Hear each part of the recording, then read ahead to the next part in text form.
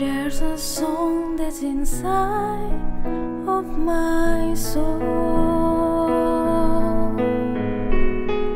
It's the one that I've tried to write over and over again. I'm awake in the infinite cold,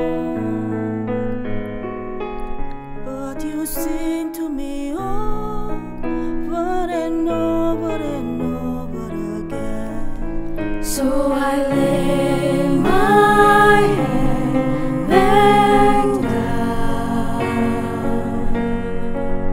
and I lift my hands and pray to be only yours. I pray to be only yours. I know now you're my only hope.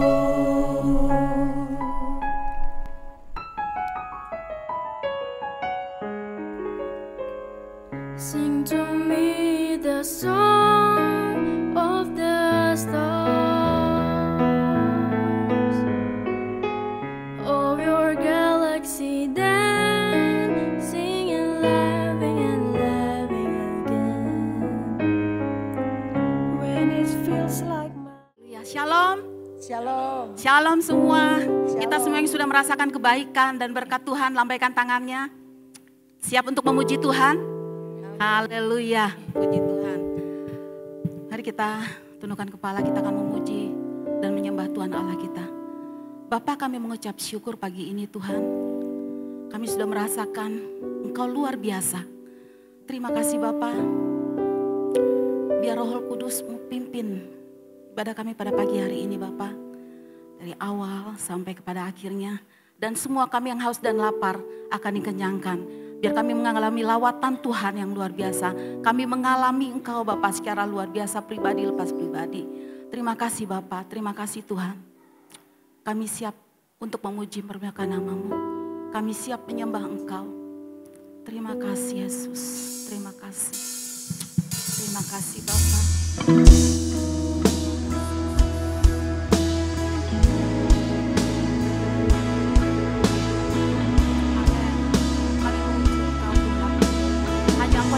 Dan ditinggikan Bapa dalam kehidupan kami. Terima kasih Tuhan. Haleluya. Kami bersyukur.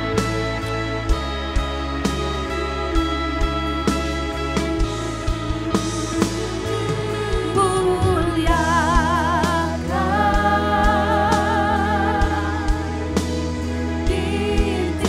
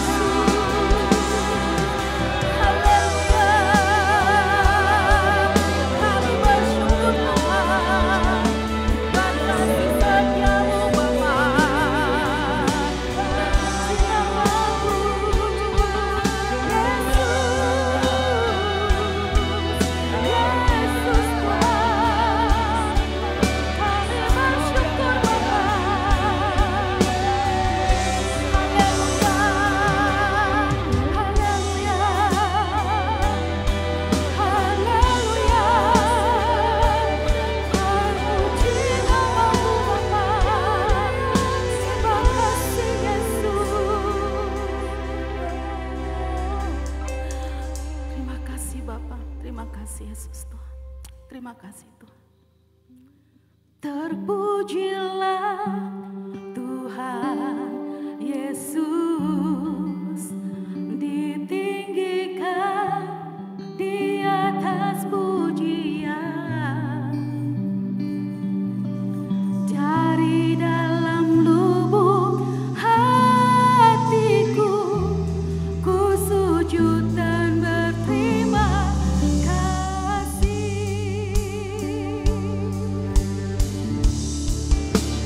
Terpujilah Tuhan Yesus, ditinggikan di atas pujian.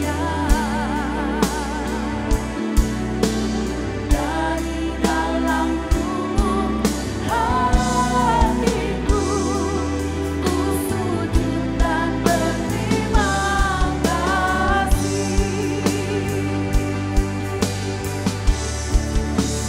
Terpujilah Tuhan Yesus, ditinggikan di atas pujian.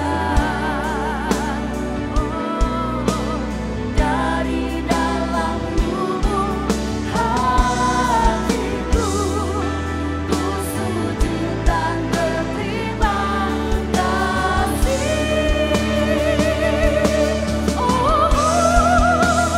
Terpujilah Tuhan Yesus, kami puji Engkau, kami singgikan Engkau di atas pujian.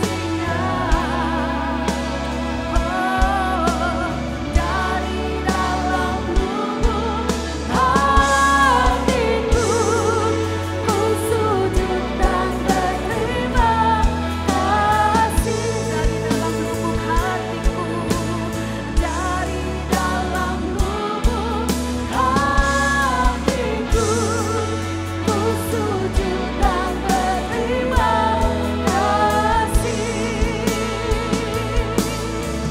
Dari dalam lubuk hatiku, ku sujud dan berterima kasih.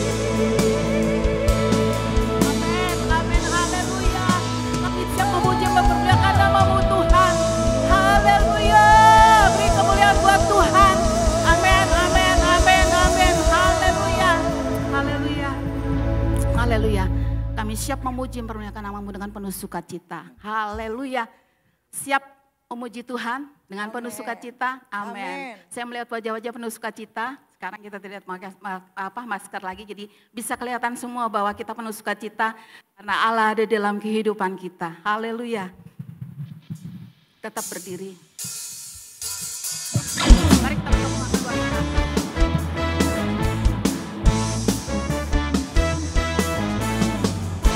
Raja Maha Besar, mari datang menyembah-Nya. Tuhan Raja Maha Besar, mari datang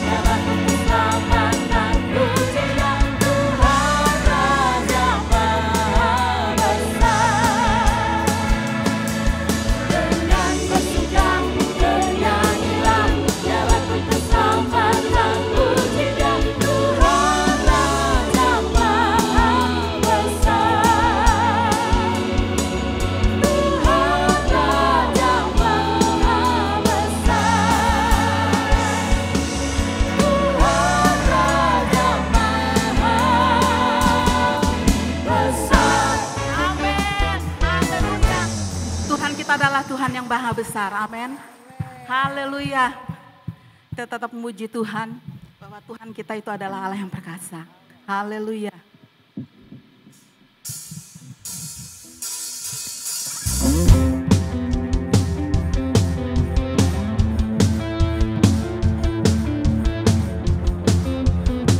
Allah kita adalah yang maha besar, yang sangat terpuji. Amin. Tuhan maha besar dan sangat terpuji, Dia lebih dahsyat dari segala alam.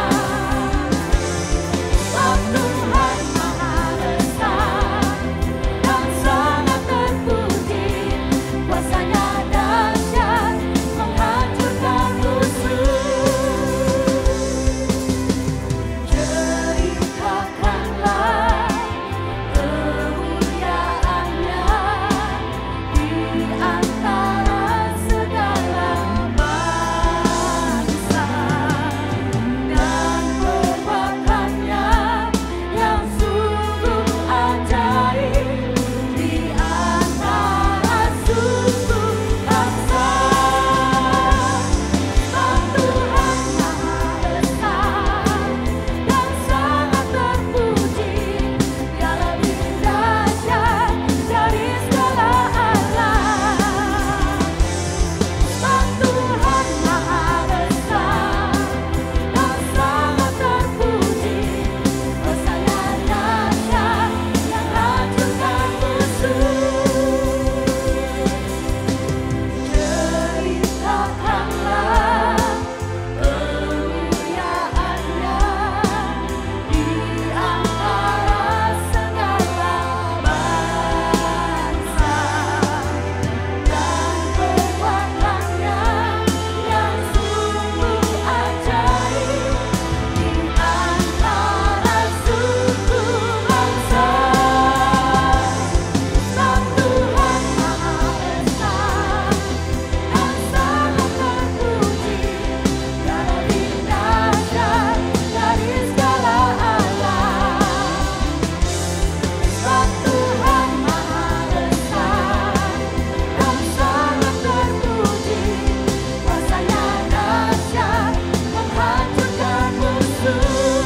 Tuhan maha besar, Tuhan maha besar dan sangat terpuji, kuasanya dahsyat dari segala alam.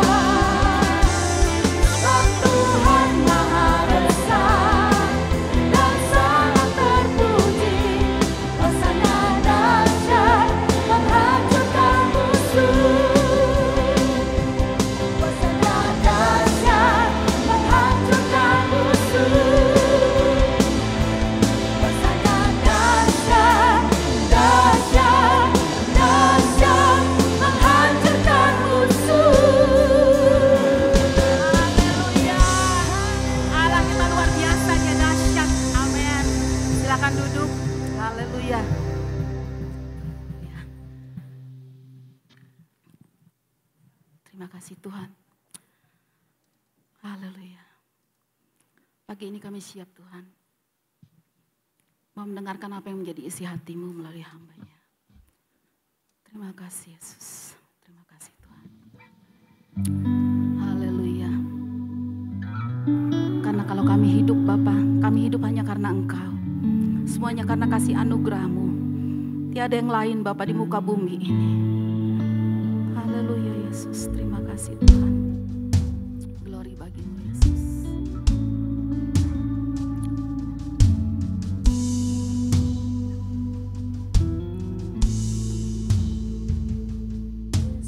Kau kebenaran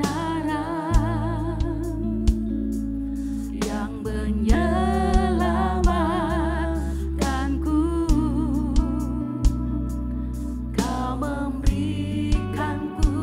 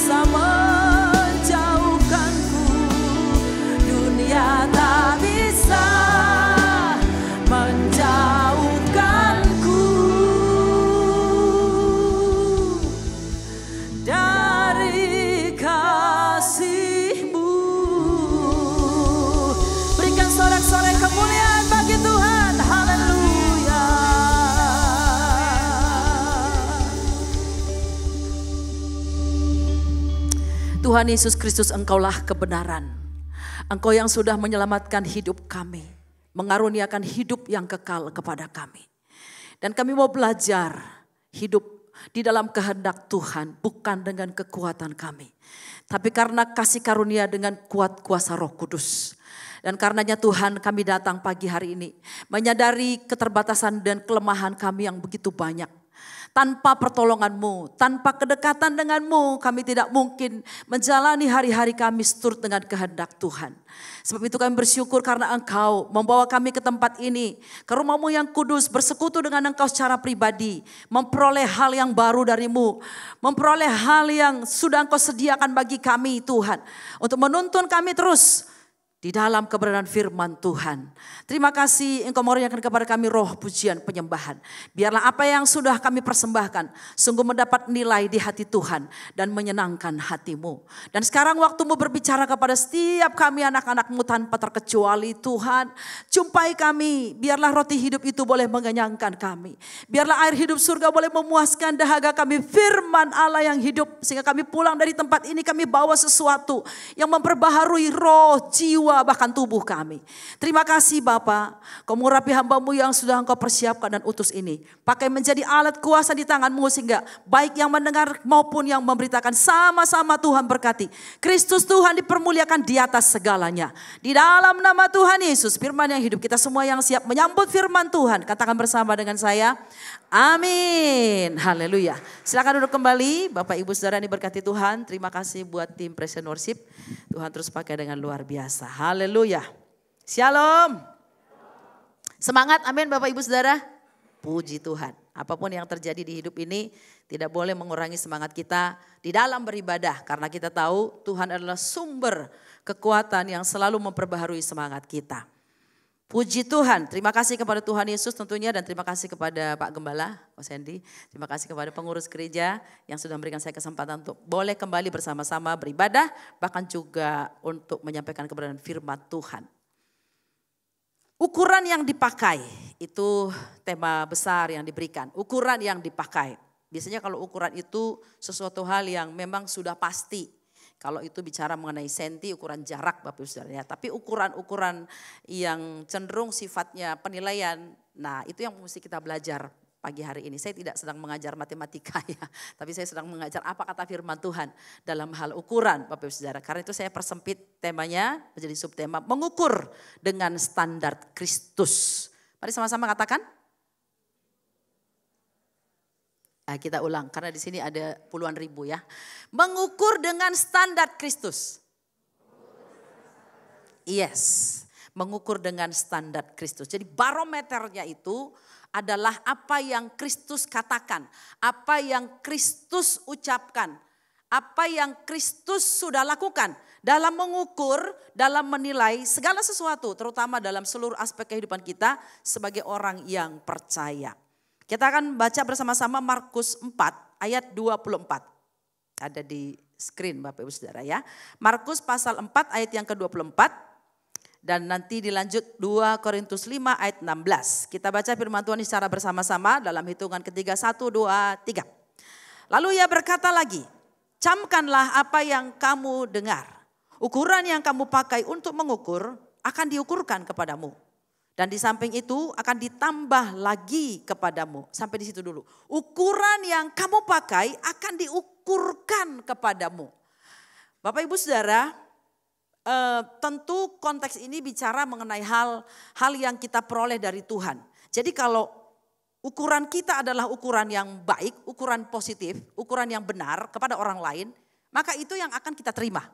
Tapi kalau ukuran kita selalu negatif, ukuran kita selalu minus, selalu buruk, hal yang sama akan terjadi pada kita. Ya, akan ditambahkan tergantung ukurannya kebenaran atau yang lain Bapak Saudara ya. Kalau ukurannya kebenaran pasti akan ditambahkan ke dalam diri kita. Sebaliknya kalau itu adalah sesuatu yang menjolimi, menjahati pun juga ditambahkan kepada kita. Ya Bapak Ibu Saudara yang dikasihi Tuhan. Ya. Dalam 2 Korintus 5 ayat 16 kita baca 2-3 ayat. Sebab itu kami tidak lagi menilai seorang juga pun menurut ukuran manusia. Jika kami pernah menilai Kristus menurut ukuran manusia, sekarang kami tidak lagi menilainya demikian. Perhatikan yang saya garis bawahi. Kami tidak lagi menilai seorang juga pun menurut ukuran manusia. Sebelum Rasul Paulus menulis ini, sebelum dia bertobat, dia mengukur manusia itu menurut ukuran manusia. Bukan menurut ukuran Kristus. Maka dia berkata, kami tidak lagi. Artinya pernah dia melakukan itu. Pernah dia melakukan kesalahan itu. Dan dia berkata, sekarang waktu aku menulis surat ini, kami tidak lagi menilai seorang pun menurut ukuran manusia. Artinya ada pertobatan, ada perubahan dalam paradigma, dalam sikap, dalam perkataan, dalam memberi penilaian kepada orang lain. Bahkan juga kepada Kristus, Bapak Ibu Saudara. Karena bagi orang-orang yang tidak percaya, kalau mereka menilai Kristus, mereka berkata, orang Kristen itu adalah orang-orang yang dalam tanda petik bodoh. Percaya kepada Yesus yang disalib dan percaya mereka selamat. Itu menurut ukuran dunia, Bapak Ibu Saudara. Makanya Paulus berkata, bagi orang yang tidak percaya, bagi orang dunia, salib itu adalah berita kebodohan. Tapi bagi orang Kristen, bagi yang percaya, itu adalah hikmat Allah. Di sana kita menemukan keselamatan. Kita lanjutkan, mengukur dengan ukuran standar Kristus. Kenapa kita perlu mengukur dengan standar Kristus, bukan dengan ukuran standar manusia? Saya berdoa supaya dengan kita mendengar firman Tuhan hari ini, kita berubah dalam mindset Bapak Ibu Saudara ya.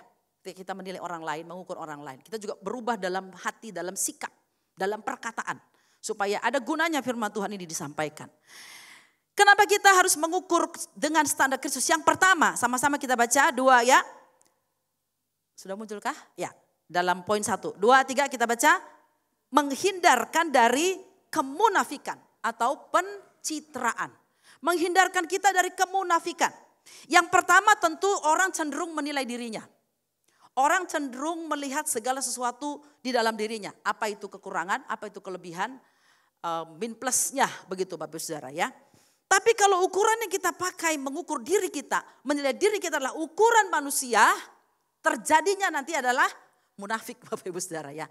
Terjadi adalah pencitraan karena kita akan berusaha memberi yang terbaik di depan manusia. Kita akan berusaha memoles segala sesuatu, bahkan bertopeng pun kita akan lakukan. Bersandiwara pun kita akan lakukan demi mendapat nilai bagus di depan manusia. Tapi kalau kita menilai menurut standar Kristus, itu akan menghindarkan kita dari kemunafikan. Karena kita tidak lagi terfokus pada apa yang dikatakan oleh orang kepada kita. Ya, dalam Matius 6 ayat 1 dan 23 ayat 5 sampai 7. Kita baca firman Tuhan ini ada di slide. Dalam hitungan ketiga 1, 2, 3 ya. Ingatlah, jangan kamu melakukan kewajiban agamamu di hadapan orang supaya dilihat mereka. Karena jika demikian, kamu tidak beroleh upah dari Bapamu yang di sorga. Pasal 23 ayat 5. Semua pekerjaan yang mereka lakukan hanya dimaksud supaya dilihat orang. Mereka memakai tali sembahyang yang lebar dan cumbai yang panjang. Mereka suka duduk di tempat terhormat dalam perjamuan dan di tempat terdepan di rumah ibadat. Mereka suka menerima penghormatan di pasar dan suka dipanggil rabi. Ya, Bapak Ibu Saudara yang diberkati Tuhan, menghindarkan dari kemunafikan atau pencitraan. Umumnya kita ini senang sekali kalau dipuji. Ibu-ibu senang gak kalau dipuji? Saya mau tanya. Oh, ibu-ibunya di sini kayaknya ada puluhan ribu, kenapa yang jawab cuma 3 ya? Ibu-ibu senang gak dipuji? Perempuan-perempuan senang gak dipuji? Senang ya. Maka kalau dipuji, Cici hari ini serasi sekali bajunya. Kalau dia bilang terima kasih, itu 1 kali doang dipujinya. Tapi kalau dia bilang masa sih? Minta 2 kali. Orang akan berkata beneran. Nah jadi 2 kali kan? Kalau dia bilang, oh iya terima kasih, berarti 2 kali doang pujiannya. Tapi kalau dia mau minta 3 kali, dia bilang, yang benar. Jadi terus nuntut. Karena orang cenderung mendapatkan nilai plus di mata orang dan mendapatkan pujian. Itulah manusia, itu sangat manusiawi memang Bapak Ibu Saudara yang dikasih itu ya. Itu sebabnya tadi saya bilang orang berusaha memoles bagian luar ini. Bagaimana supaya tampak bagus di depan mata orang. Keren di mata orang. Ketika mereka melihat kita, penampilan kita lah atau barang yang kita pakai bermerek misalnya ya. Kita berharap mereka akan puji kita dan mereka akan pulang. Dan membicarakan semua kelebihan-kelebihan dalam diri kita. Dan saudara tahu apa yang disukai manusia, Alkitab bilang dibenci oleh Allah. Apa yang disukai manusia dibenci oleh Allah. Tapi kenapa ya kita ini kecenderungannya senang banget kalau kita disukai oleh manusia.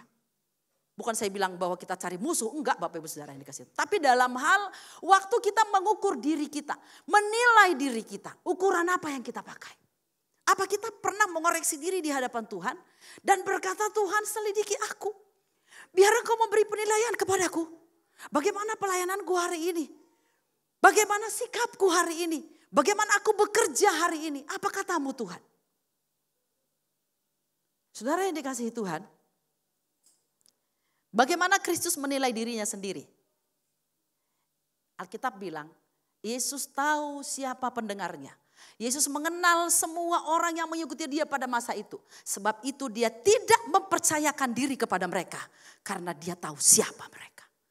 Tapi dia selalu melihat dan memandang kepada Bapaknya. Dan selalu mengkoreksi diri di hadapan Bapaknya. Sebabnya dia berkata, apa yang kukatakan, apa yang kulakukan tidak berasal dari diriku. Semua yang kulihat pada Bapa, semua yang kuterima dari Bapa, semua yang dikatanya kepadaku, itulah yang kukatakan, itulah yang kusampaikan. Tidak ada kemunafikan dalam diri Yesus Kristus. Tidak pernah ada pencitraan. Maka dia tidak pernah mencari sesuatu yang membuat dia dikagumi orang. Kalaupun dia dikagumi, itu natural. Itu gak dibuat-buat Bapak Ibu Saudara. Dia pribadi yang begitu tulus. Hari-hari ini agak sulit ya mencari orang yang tulus. Tapi gampang mencari orang yang bulus. Bukan di sini, di sono, di ujung kulon banyak ya. Bilang sebelahnya, bukan kamu ya. Kita percaya kita semua orang-orang yang tulus seperti Kristus, amin. Yes Bapak Ibu Saudara. Sehingga walaupun orang lain tidak memuji kita. Ibu-ibu, suamimu lupa memuji engkau. Jangan merasa bahwa, aduh saya sudah gak cantik lagi di depan papa.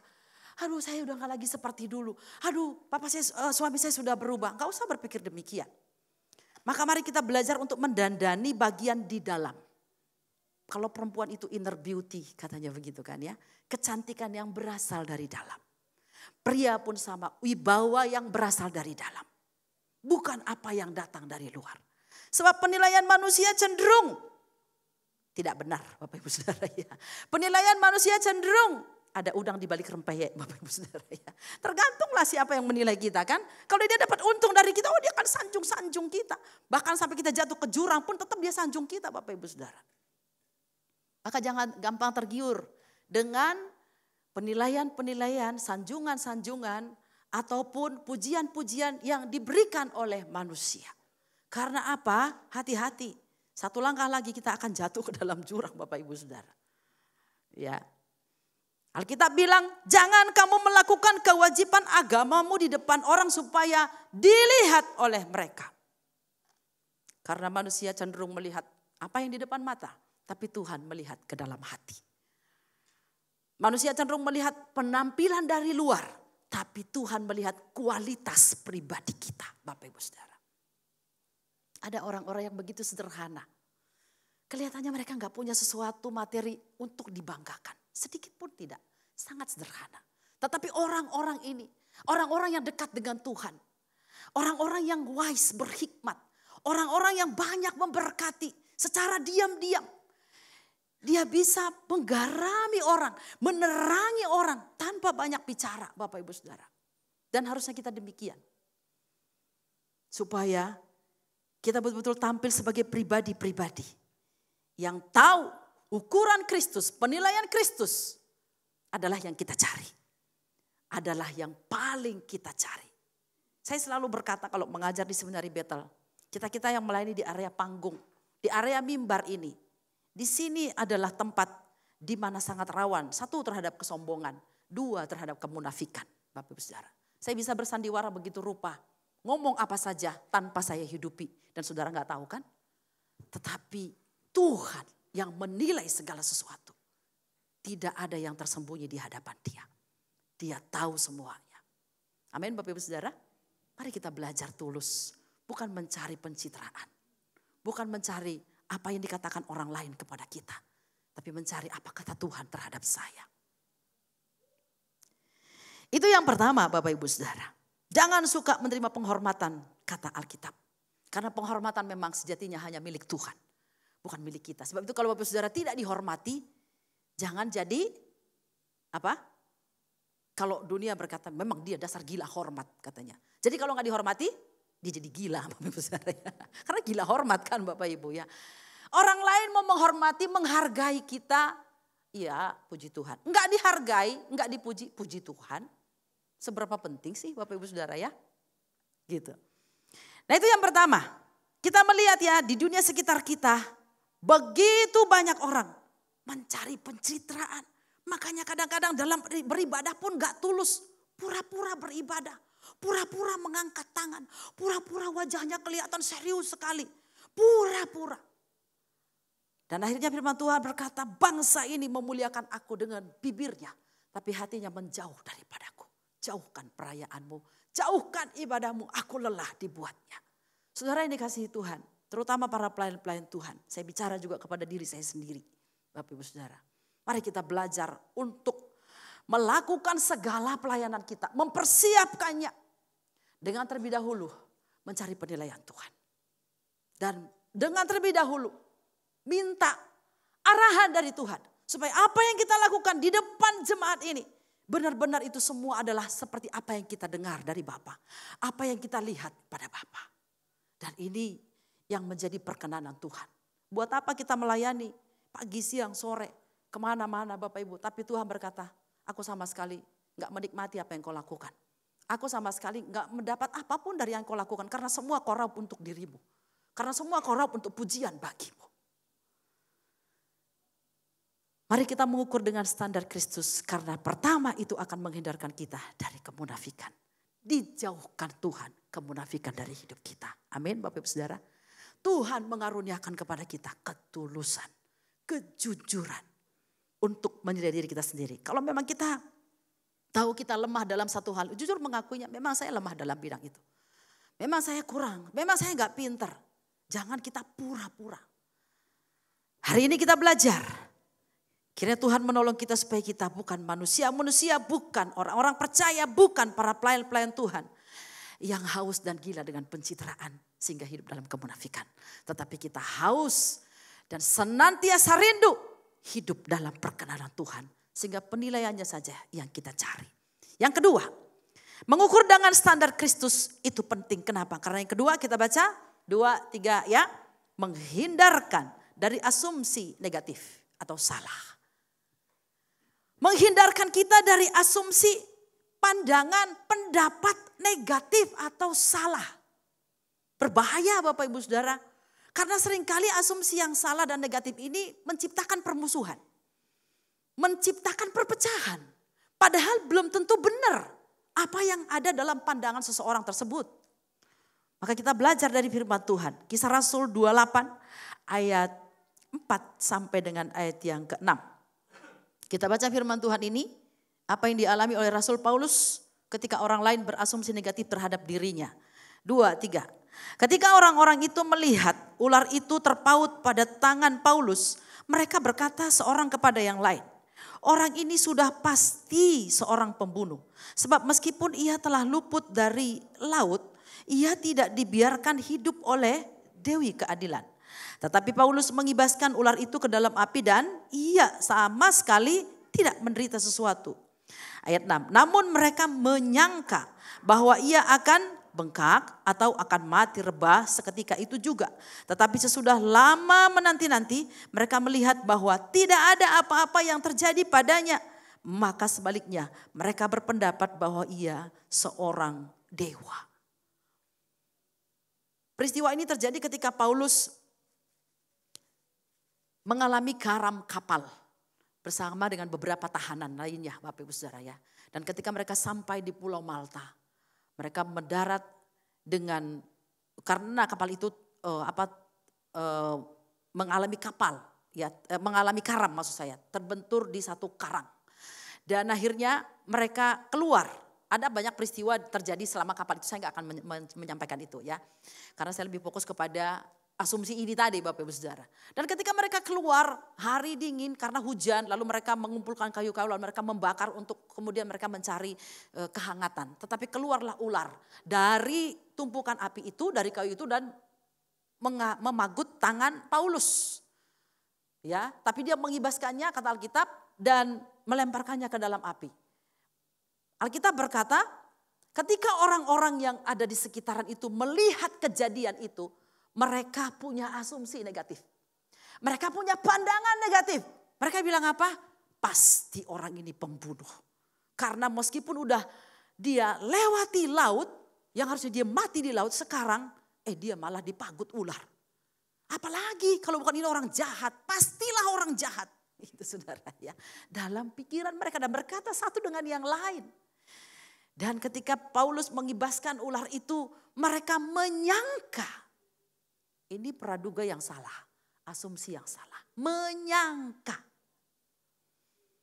Ya, bahwa dia akan mati rebah atau pingsan atau apa.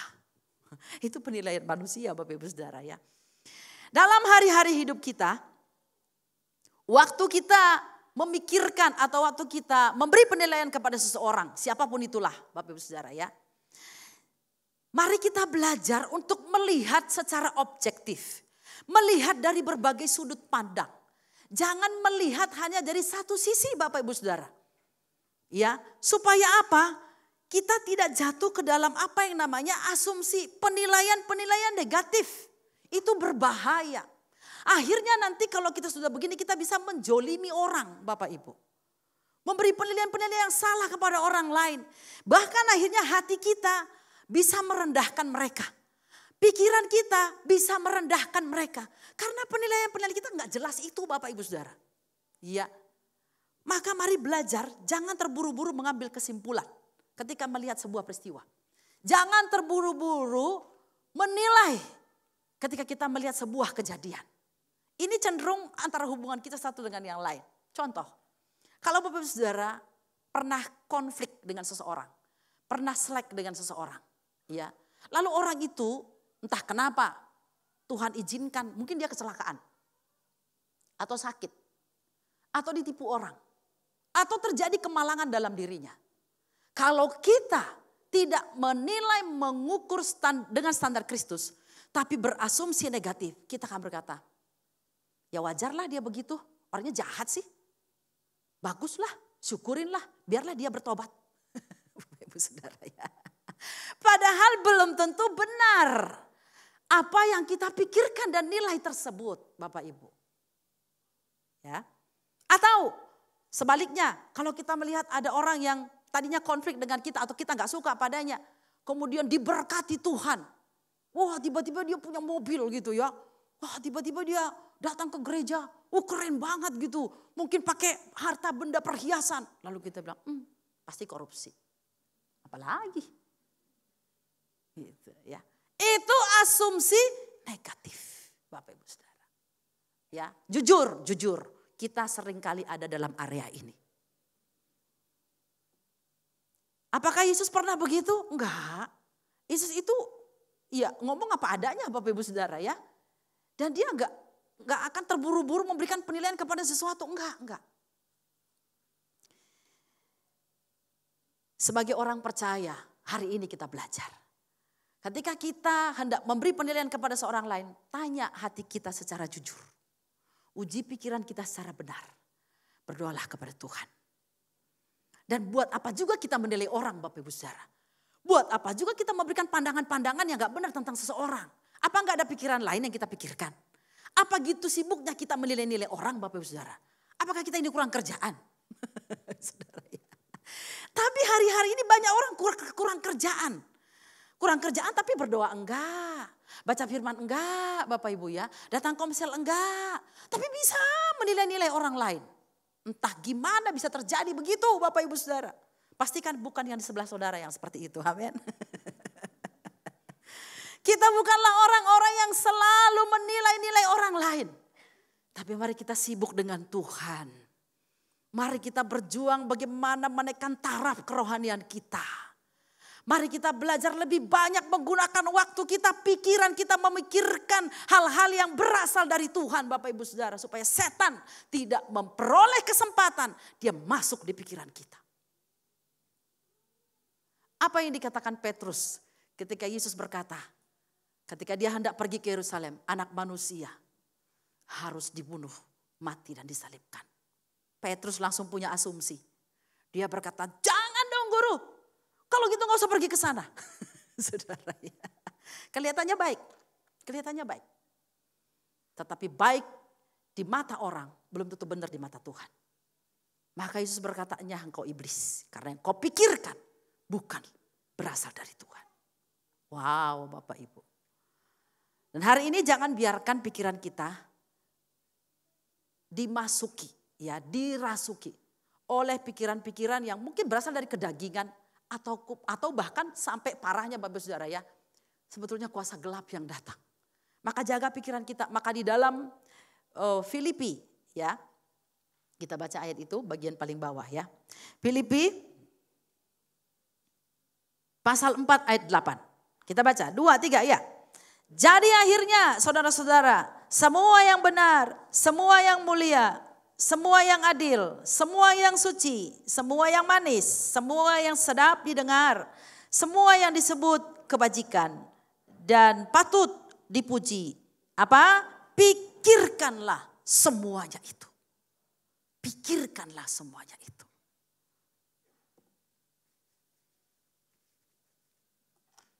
Ada banyak sekali ini kalau mau dibahas satu persatu. Jadi seri khotbah 2 bulan kayaknya Bapak Ibu Saudara ya. Gitu ya. Apa yang baik itu mesti diuraikan satu persatu, panjang, luas dan dalam. Apa yang disebut dengan kebajikan diuraikan lagi Bapak Ibu. Ya. Bukankah seringkali ketika saudara berbicara dengan seseorang atau ada dalam sebuah komunitas. Ketika saudara pulang, lalu ada sesuatu entah kejadian apa ya yang salah di dalam komunikasi dengan seseorang tersebut. Saya ambil contoh yang paling sederhana saja saudara ya. Lalu saudara pulang, apakah secara otomatis Bapak Ibu Saudara lalu memikirkan hal yang mulia, hal yang baik, hal yang patut dipuji? Kebiasaannya enggak Bapak Ibu Saudara ya. Enci itu tadi ya sok banget. Emang dia doang yang bisa. Cerita-cerita lagi. Healing lah kemana? Jalan-jalan kemana? Kayak dia aja orang kaya. Muter-muter di pikiran kita Bapak Ibu Saudara. Hari ini Bapak Ibu Saudara, belajarlah memiliki pikiran seperti yang dikatakan Filipi 4 ayat 8 itu.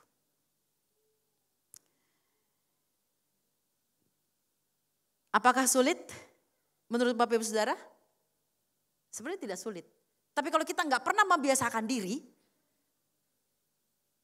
mengatur pikiran kita supaya yang ada di sana bukan asumsi-asumsi negatif, jadi sulit Bapak Ibu Saudara.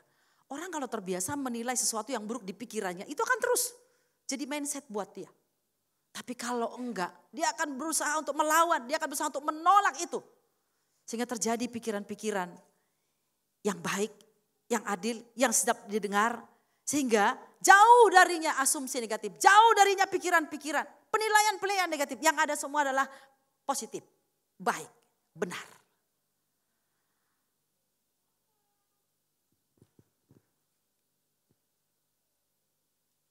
Mari kita belajar.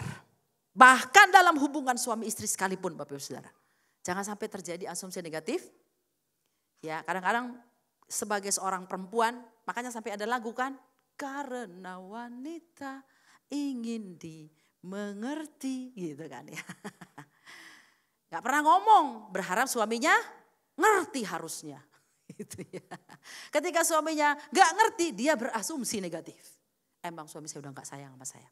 Suami saya sekarang ini makin pelit pokoknya. Suami saya itu pokoknya ya kayaknya ada perempuan lain. Dia macam-macam di pikirannya. Tapi bukan ibu-ibu yang di sini, amin.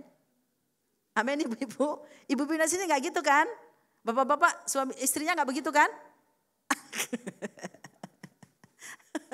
Oh istrinya mau baik-baik, pokoknya selalu berpikir yang baik terhadap suaminya ya. Mendukung suaminya. Puji Tuhan, puji Tuhan. Sehingga dengan demikian, kalau kita terhindar dari semua asumsi negatif terhadap pasangan kita, saya yakin sih keluarga itu memang pasti ada konflik ya. Mana ada 2 kepala, 2 karakter, 2 jenis kelamin gak konflik. Ya, berarti gak pernah ngomong nih orang berarti. Tapi kalau terjadi konflik pun, kalau kita belajar untuk tidak berasumsi negatif, memikirkan apa yang baik tentang pasangan kita, apa yang benar tentang pasangan kita, apa yang patut dipuji tentang pasangan kita, saya yakin konflik itu justru akan saling mendewasakan kita, membuat kita lebih dekat, membuat kita lebih harmonis. Amin Bapak Ibu Saudara? Yes. Ya. Itu yang kedua. Mengukur dengan standar Kristus untuk menghindarkan kita dari asumsi negatif. Maka jangan pakai begini, kayaknya sih. Nah, kalau sudah ada kayaknya, berarti nggak benar Bapak Ibu Saudara ya. Perasaan sih, nah pakai perasaan sekarang. Saudara. Kita suka begitu ya, kayaknya sih, perasaan sih gitu ya. Kalau memang nggak tahu bilang aja, aduh maaf saya nggak tahu. Jangan kayaknya, perasaan. Main perasaan, bisa kita jatuh dalam apa yang namanya asumsi yang salah. Yang ketiga, mengapa penting mengukur dengan standar Kristus? Kita baca yang ketiga, 2, 3 ya. Menghindarkan dari penghakiman. Menghindarkan kita dari penghakiman. Yohanes 8 ayat 15. Kita baca, kamu menghakimi menurut ukuran manusia. Aku tidak menghakimi seorang pun. Ayat 16. Dan jikalau aku menghakimi, maka penghakimanku itu benar. Kenapa? Sebab aku tidak seorang diri, tetapi aku bersama dengan Dia yang mengutus aku. Ini Yesus yang ngomong Bapak Ibu Saudara. Yesus yang ngomong. Kamu menghakimi menurut ukuran manusia. Aku gak menghakimi siapapun kata Yesus. Padahal Dia adalah hakim itu sendiri kan Bapak Ibu Saudara ya. Bahkan agama 11 percaya Yesus adalah hakim terakhir kan. Yang akan menghakimi nantinya. Tapi bahkan Dia berkata sewaktu Dia di dunia ini. Aku tidak menghakimi siapapun. Dan seandainya aku menghakimi pasti benar karena tidak keluar dari diriku. Tidak keluar dari pikiran-pikiranku. Tapi dari Bapa yang bersama-sama dengan aku. Dialah yang memberitahukannya kepadaku. Mana salah, mana benar. Penghakiman itu milik Tuhan, bukan milik kita. Tapi betapa seringnya kita mengambil haknya Tuhan, Bapak Ibu Saudara ya. Sehingga kita mendatangkan penghakiman kepada saudara-saudara kita yang lain. Persis seperti perempuan berzina yang ketangkap berzina. Ahli Taurat, orang Farisi membawa dia ke depan Yesus. Dan berkata, apa katamu tentang perempuan yang kedapatan berzina ini? Hukum Musa bilang, kita harus lempari dia dengan batu sampai mati. Saya mau tanya, saudara yang dikasihi Tuhan. Kalau ahli Taurat, orang Farisi itu kan rohaniawan pada waktu itu ya. Lah perempuan berzina, ya memang tempatnya kan di tempat-tempat seperti itu Bapak Saudara. Saya berpikir agak geli begini. Ngapain juga ahli Taurat, orang Farisi pergi ke tempat perzinahan? Ngapain Bapak Ibu Saudara? Orang mah di bait Allah ya. Namanya juga orang rohaniawan kan. Harusnya kan dia di bait Allah ya kan. Ngunjungin jemaat. Ngapain ke tempat perzinahan Bapak Ibu Saudara ya. Itu aja udah gak benar gitu. Tapi memang mereka mau menjebak Yesus. Dan apa kata Yesus? Yesus menulis di tanah. Dan Yesus berkata, kalau ada di antara kalian satu orang aja yang gak pernah bikin dosa. Coba yang pertama melempari perempuan ini. Ya, karena dengan you pergi ke tempat perzinahan aja itu udah gak benar. Saudara ya. Ngapain kamu ke situ? Dan semua orang itu meninggalkan Yesus dan perempuan itu satu persatu. Semuanya sampai tinggallah Yesus dan perempuan itu di situ. Dan Yesus berkata apa? Tidak adakah yang menghukum engkau? Perempuan itu dengan gemetar berkata tidak ada guru. Karena dia berpikir pasti saya dihukum nih. Kan orang ini satu-satunya yang gak berdosa. Pasti saya kena nih oleh orang ini. Tapi Yesus berkata apa? Aku juga tidak menghukum engkau. Ya, itu tadi. Aku tidak menghakimi seorang pun kata Yesus. Ya. Tapi ada kalimat berikutnya. Aku tidak menghukum engkau. Pergilah dan jangan berbuat dosa lagi. Jangan berbuat dosa lagi. Betapa banyak kita seperti ahli Taurat dan orang Farisi tadi Bapak Ibu. Kalau kita melihat seseorang jatuh. Kalau kita melihat seseorang itu punya kesalahan. Rame-rame memberikan penghakiman. Nggak bener dong, orang begitu masih dikasih kesempatan melayani. Orang begitu masih dipertahankan di jemaat. Nggak bisa dong, dikasih dong disiplin. Ini itu segala macam. Waduh saudara. Kalau orang itu punya kesadaran, waktu dia jatuh dalam kesalahan. Secara psikologis aja dia sudah tertekan sebetulnya. Secara psikologis Bapak Saudara ya.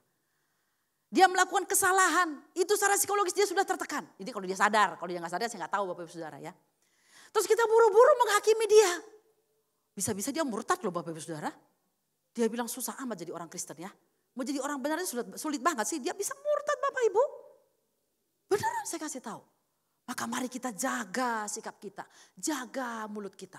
Semua kita yang ada di gereja ini adalah pasien-pasien yang membutuhkan sang dokter di atas segala dokter. Tuhan Yesus Kristus yang akan memulihkan setiap kita.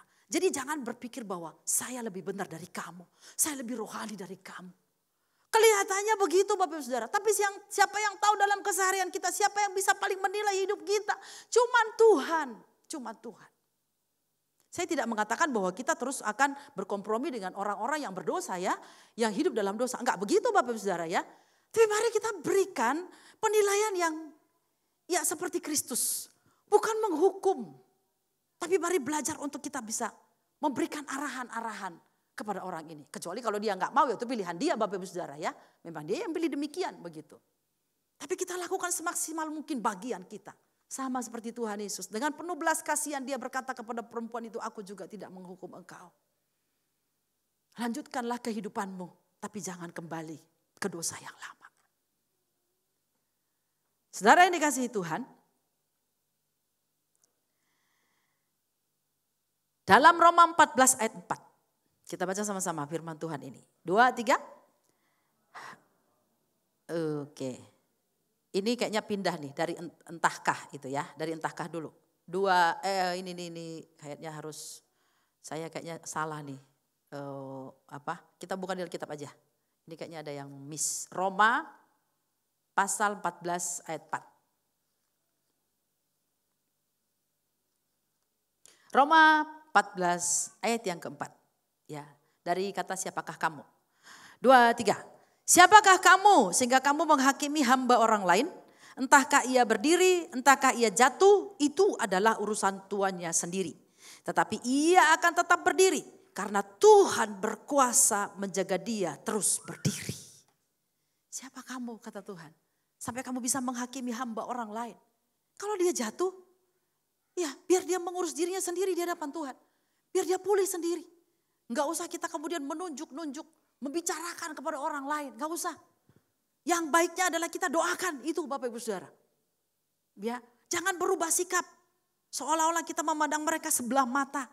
Mereka itu enggak setara dengan kita.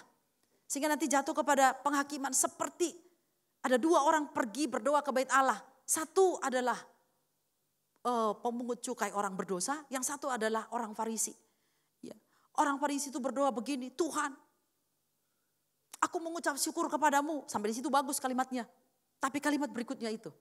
Ya, aku tidak sama seperti semua orang. Waduh, saudara. Dia merasa level dia udah paling rohani. Kenapa? Karena aku berpuasa 2 kali seminggu. Aku memberi sedekah.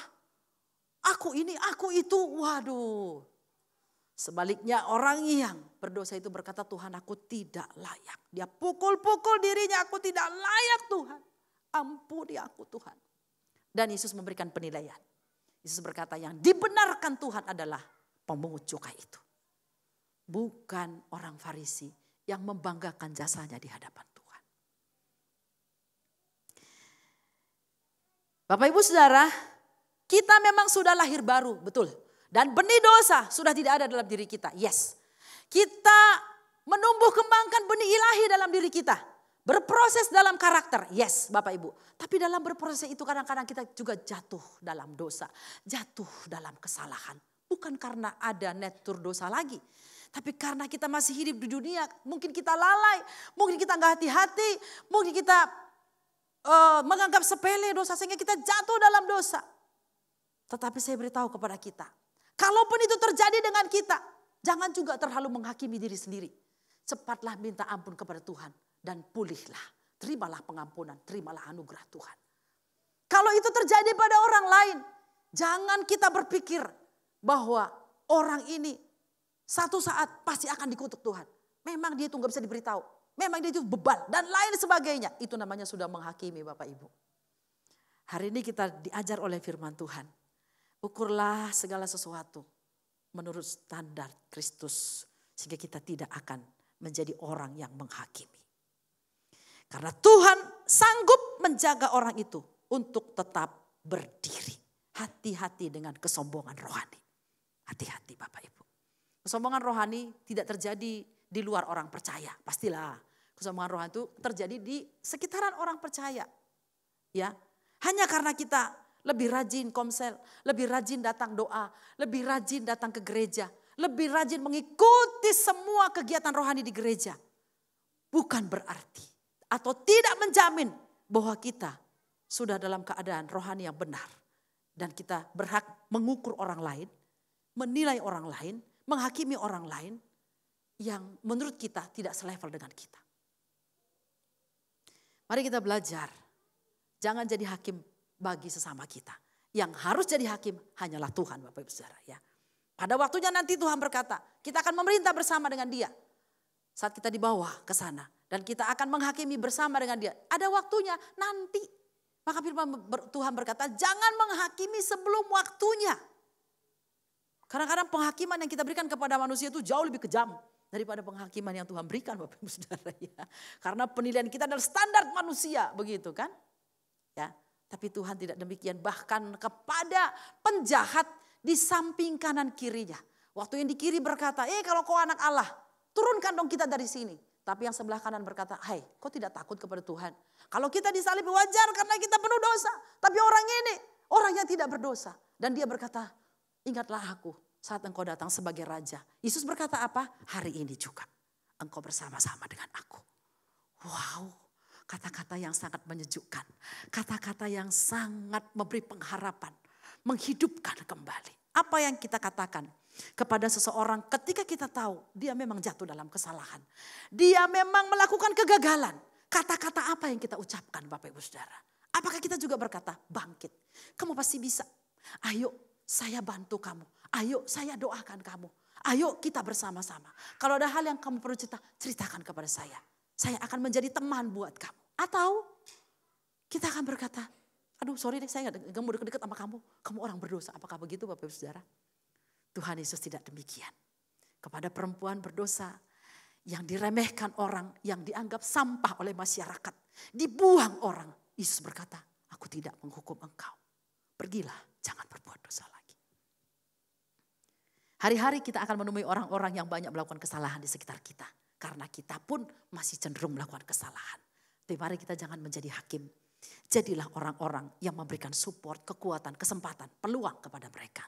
Terakhir yang keempat, mengukur dengan standar Kristus yang keempat penting. Karena apa? Yang keempat, karena itu merupakan ciri manusia rohani. Ciri manusia rohani. 2 Korintus 2:15. Baca sama-sama 2 ya. Tetapi manusia rohani menilai segala sesuatu.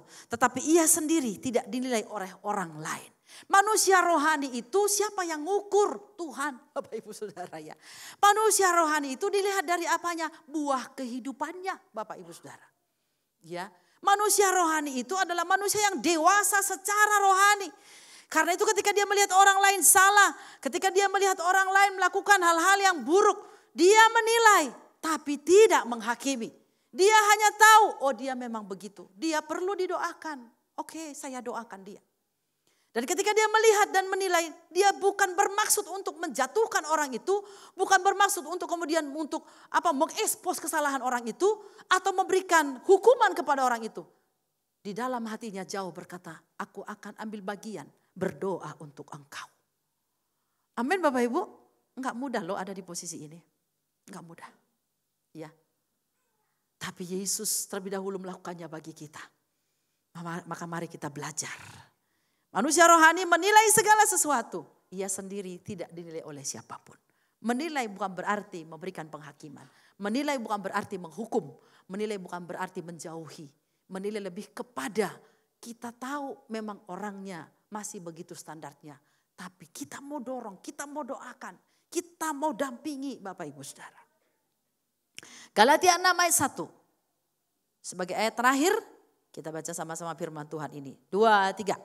Saudara-saudara, kalaupun seorang kedapatan melakukan suatu pelanggaran, maka kamu yang rohani harus memimpin orang itu ke jalan yang benar dalam roh lemah lembut sambil menjaga dirimu sendiri supaya kamu juga jangan kena pencobaan. Kalaupun seorang kedapatan melakukan suatu pelanggaran di rumah Anak-anak kita kadang melakukan pelanggaran.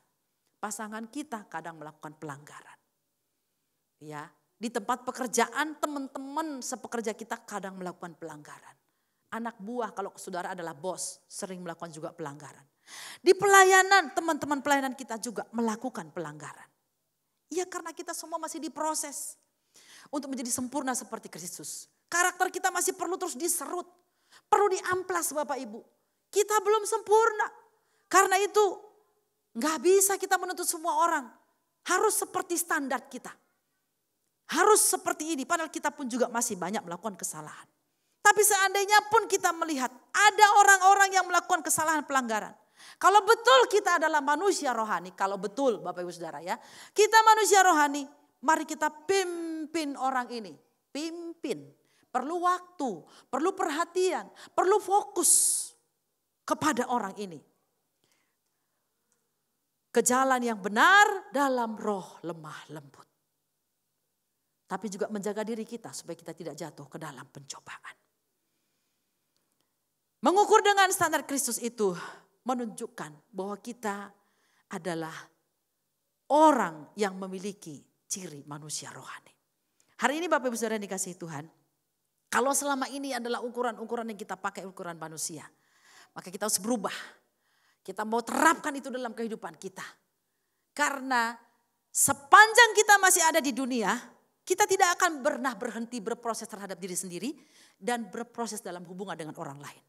Dan biasanya ukuran-ukuran yang kita pakai cenderung adalah ukuran manusia. Dan kalau selama ini begitu kata Paulus tadi, sekarang tidak lagi demikian. Biar kita belajar supaya ukuran yang kita pakai adalah ukuran Kristus. Sehingga satu, menghindarkan kita dari, apa Bapak Ibu Saudara yang pertama tadi? Kemunafikan atau pencitraan. Yang kedua, menghindarkan kita dari, ini kita gak pulang kayaknya kalau gak dijawab saya nih. Yang kedua apa? Asumsi negatif. Penilaian-penilaian negatif atau salah. Yang ketiga?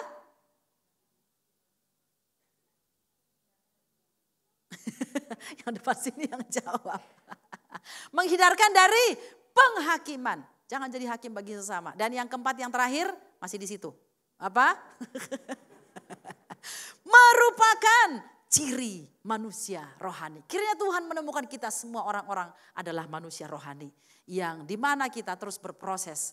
Terus pikiran kita dibenahi, hati kita dibenahi. Sehingga mulut kita pun dibenahi. Dan kita jangan sembarang memberikan penilaian pengukuran-pengukuran kepada orang lain. Tapi ukurlah dengan standar Kristus, dengan kasih, dengan memberi kesempatan, dan dengan membimbing, dan dengan tetap menjadi teman, menjadi sahabat yang terus membawa mereka lebih dekat kepada Tuhan.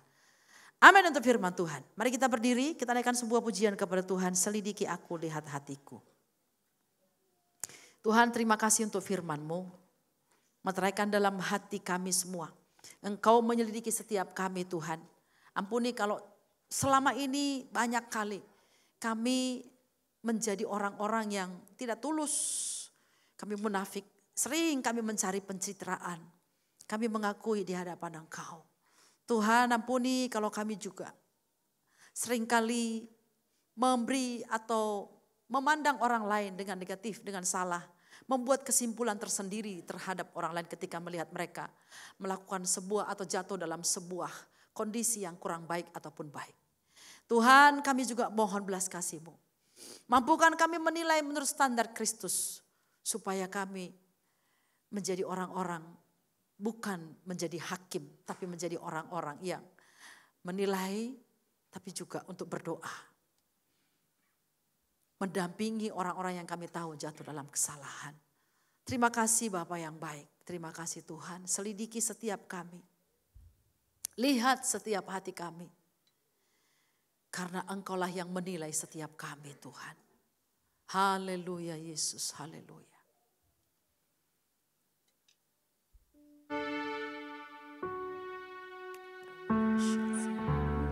Selidiki aku, lihat hatiku, apakah ku sungguh mengasihi-Mu, Yesus. Kau yang Maha Tahu, Kau yang menilai hidupku. Sebab tidak ada yang tersembunyi di hadapan. Selidiki aku ya Tuhan, selidiki aku, lihat hatiku, apakah ku sungguh mengasihimu. Yesus, Kau yang maha tahu, Kau yang menilai Tuhan.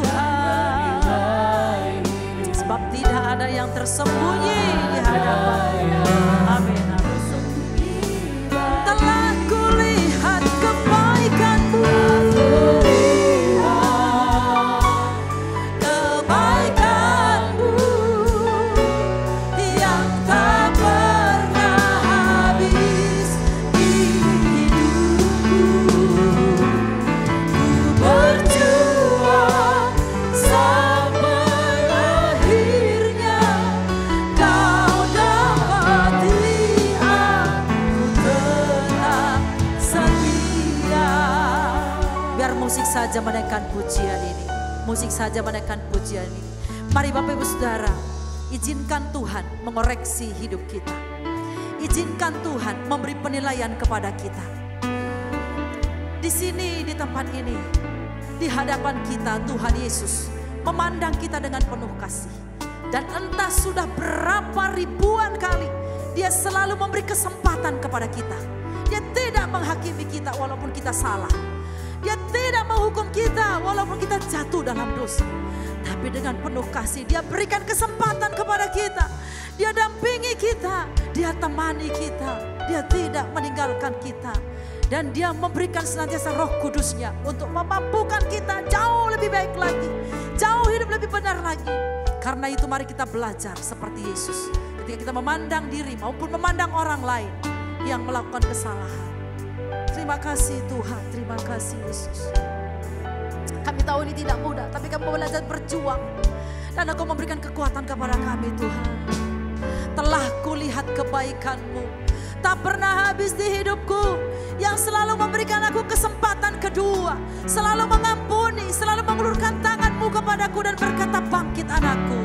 Telah kulihat kebaikan-Mu yang tak pernah habis di hidupku. Tuhan, aku mau berjuang.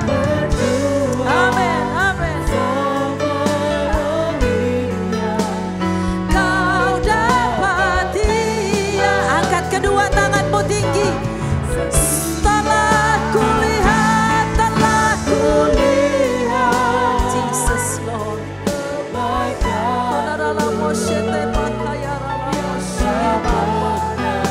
Amin, amin.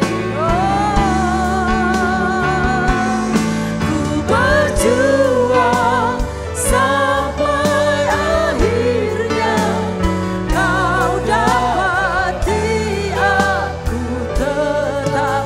Kau dapati aku tetap. Kau dapati aku tetap setia. Terima kasih Tuhan, terima kasih Bapa.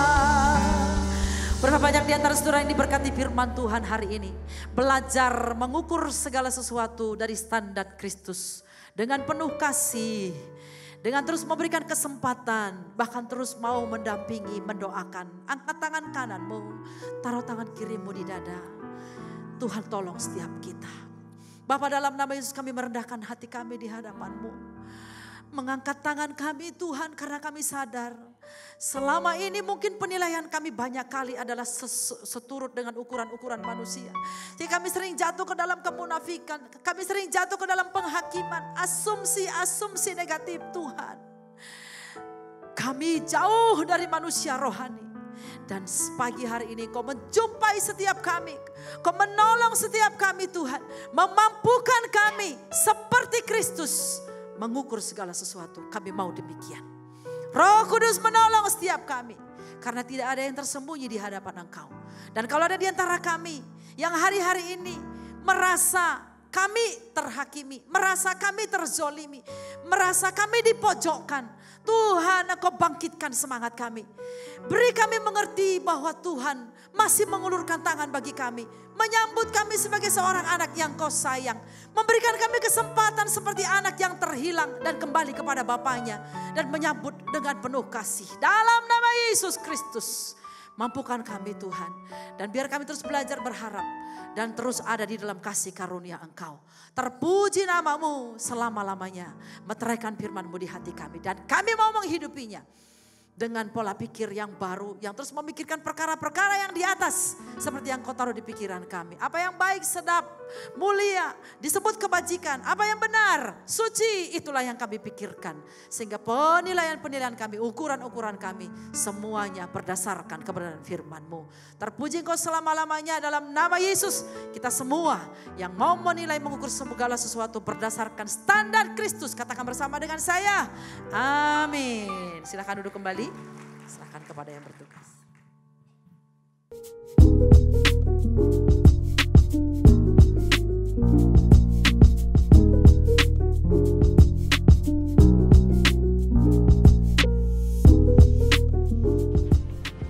Shalom jemaat yang dikasihi Tuhan, kiranya kita selalu menggenapi rencana Tuhan dalam panduan Roh Kudus. Berikut informasi penting untuk sepanjang minggu ini. Siang ini, ibadah Youth Sunday Service ditiadakan. Disusul pada hari Rabu, para wanita diundang untuk mengikuti ibadah WBI yang akan dilayani oleh Ibu Wilis dengan tema Setiakah Aku. Pada hari Kamis, ibadah doa akan dilaksanakan pada pukul 5 sore di gedung 35. Pada hari Sabtu pukul setengah 7 malam, para pasutri diundang untuk mengikuti ibadah temu Kompas yang akan dilayani oleh Pak Sutardi dengan tema Selaras Setelah Luka. Minggu pukul 8 pagi, ibadah raya akan dilayani oleh Bapak Andreas Filipus dengan tema The Law of Attraction. Dilanjutkan pada pukul 10, ibadah sekolah minggu akan membawakan tema mengenai Tuhan Yesus Teladanku. Pada pukul 12, ibadah Youth Sunday Service akan dilayani oleh Cisiska dengan tema The Law of Love. Sekian pengumuman penting untuk sepanjang minggu ini. Tetaplah berada di jalan kebenaran. Tuhan Yesus memberkati. Haleluya. Puji Tuhan. Kita sudah diberkati oleh firman Tuhan pada pagi hari ini. Siapa yang sudah diberkati melalui firman-Nya? Kita semua pastinya ya. Puji Tuhan, kami mengucapkan terima kasih banyak kepada Ibu Pendeta Bertina Munte yang sudah memberkati kami pada pagi hari ini. Tuhan Yesus memberkati. Haleluya. Sebelum kita memberikan persembahan, saya akan bawakan satu pengumuman lagi, yaitu acara komunitas usia emas. Jadi sebagaimana waktu minggu lalu sudah diumumkan bahwa minggu ini atau bulan ini di tanggal 16 Maret itu di jam 9 pagi di gedung 52, yaitu di sini di lantai 2. Ada acara komunitas usia emas atau KUMAS ya, disingkat KUMAS. Jadi ini diperuntukkan bagi Bapak Ibu yang berusia 65 tahun ke atas. Jadi mungkin ada yang hadir di sini atau mungkin Bapak Ibu, saudara yang hadir di tempat ini yang mempunyai orang tua, Bapak dan Ibu yang berusia 65 tahun ke atas untuk hadir. Misalnya pada saat mau hadir ada sulitan atau apa bisa menghubungi kepada nanti di ASER atau apa nanti untuk menyampaikan bahwa nanti bisa kita tolong untuk datang ke tempat ini ya pada hari Sabtu mendatang tanggal 16.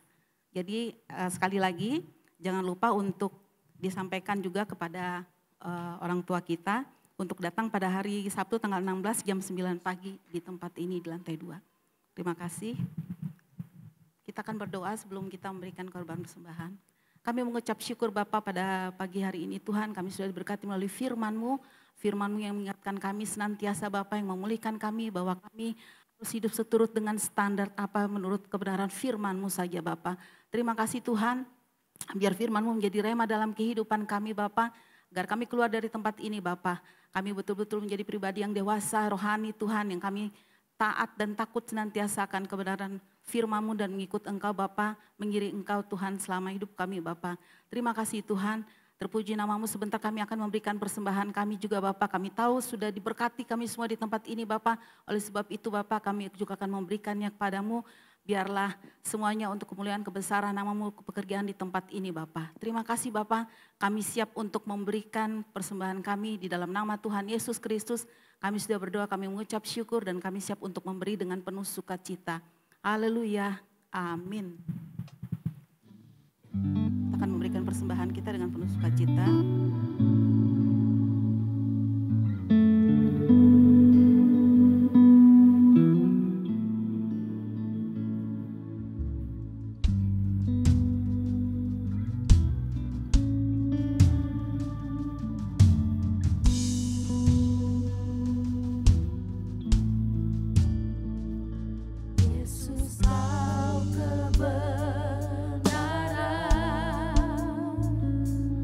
Yang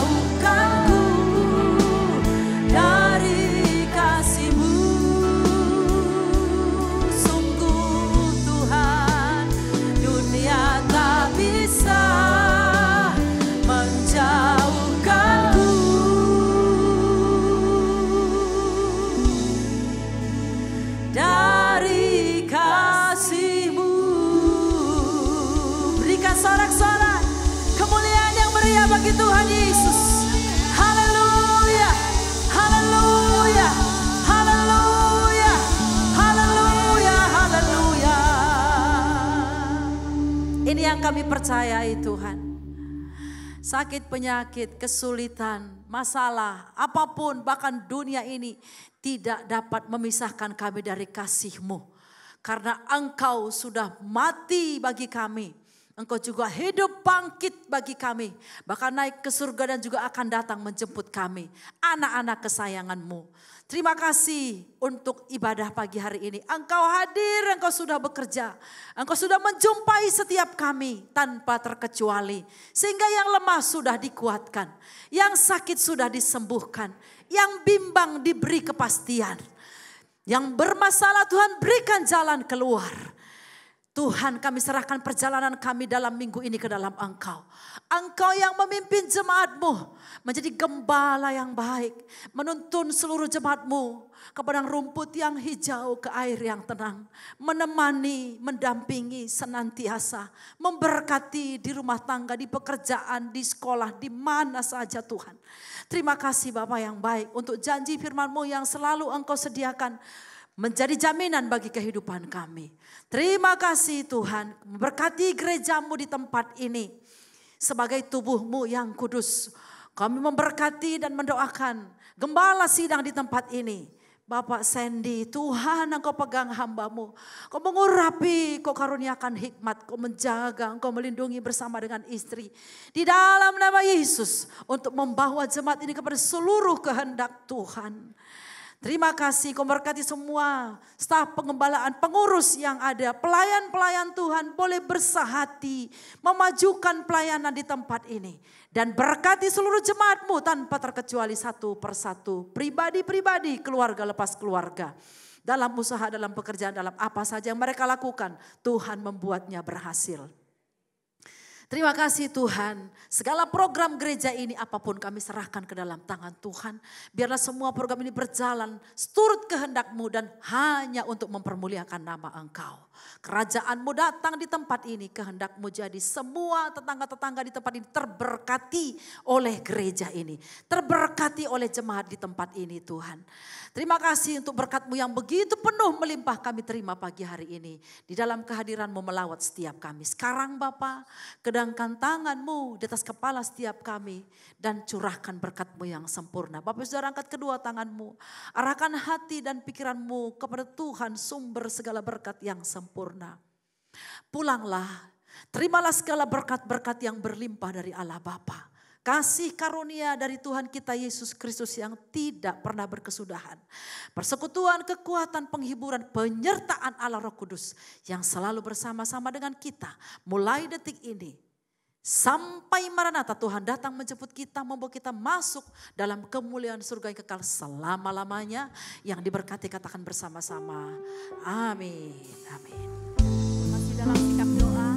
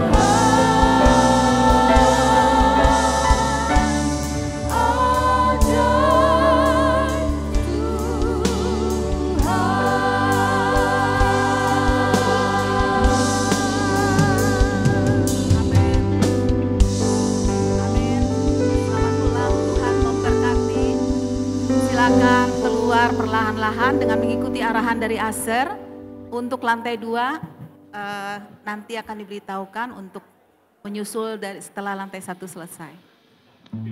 Oh. Aku ingat.